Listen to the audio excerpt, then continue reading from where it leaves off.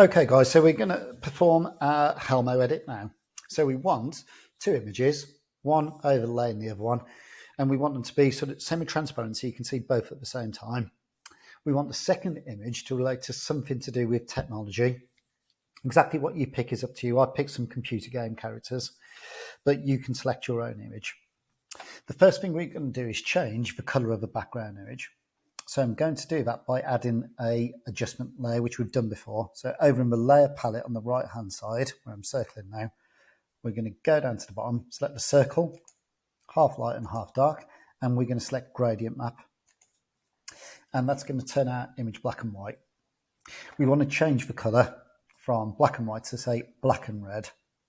You might find sometimes you add a gradient map and the colours are the wrong way around. I'll show you what I mean now. So I'm just going to delete that gradient map.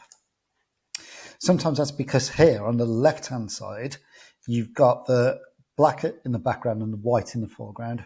So then when you add a gradient map, the colours are inverted.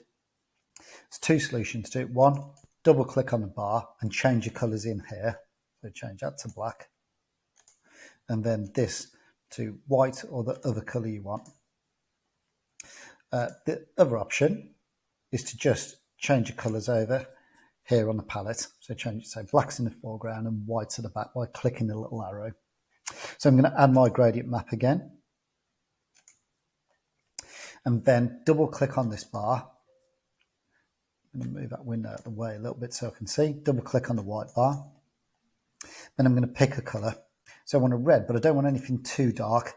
If it's too dark, there won't be enough highlights in it. So I'm going to go for something a bit more midish. Select OK. And OK again. And then we've got our image with this kind of red to black colouring over the top of it.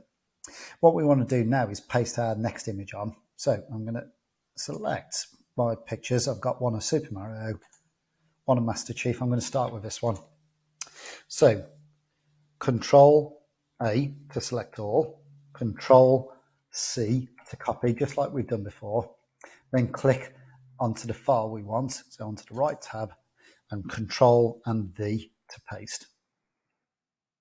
Now our image has got quite a bit of white in the background, which won't work when we want to overlay the two images. So I'm going to get rid of the white. Just going to zoom in a bit. Control and plus by using the magic wand tool over here on the left hand side. Again, if magic wand tool, sometimes it might display as quick selection tool. You just right click and select magic wand. Then we're going to click in the white area, hold down shift, click that little white area here as well to select that, and then edit and cut or Control X. That will remove that bit from the image. Okay, so we've got our two images together. We want to change the layer mode on the image so it becomes semi-transparent. So instead of normal here, making sure we're on the right layer, we're going to select screen, and then we can see both images at the same time. I'm going to zoom out a bit now, Control and minus. And then we're going to resize this picture. I think we've probably done this before, but just in case we haven't, Control and T for edit free transform, or you can select edit free transform from the top toolbar. Then I hold down shift key to keep the proportions the same. So we don't want the image to get really stretched, really long or really wide. So we hold down shift key and drag from the corner until we think we've got it a good size.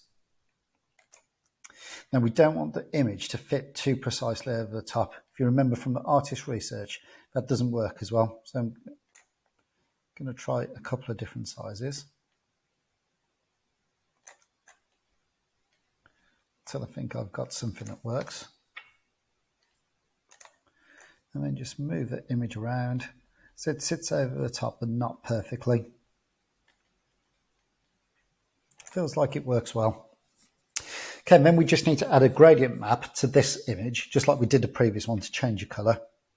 So making sure we're on the right layer, we go down to the bottom, select gradient map again, double click on the bar, double click it in here, and then we're going to change it to a blue, a turquoisey blue, so that's a good contrast.